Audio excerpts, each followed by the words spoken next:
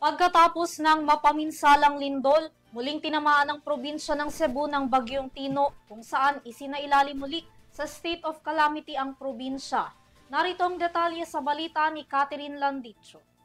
Huling isinailalim sa state of calamity ang lalawigan ng Cebu matapos ang pinsala ng Bagyong Tino na nag-iwan ng mga pasirang bahay at iba pang istruktura.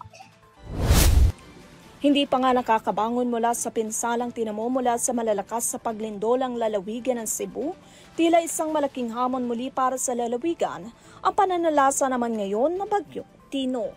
Dahil sa mga estrukturang binaha, mga kalsadang hindi madaanan at iniwang pinsala ng bagyo sa lalawigan, muli itong isinailalim sa state of calamity sa ilalim ng Executive Order No. 68 na siyang nilagdaan ni Governor Pamela Barriquatro.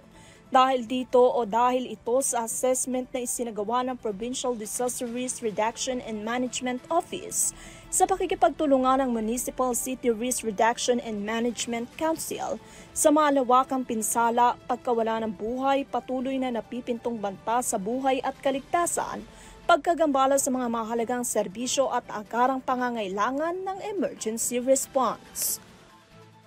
Para sa Euro TV News, Catherine Landicho, sumasaludo sa bawat Pilipino.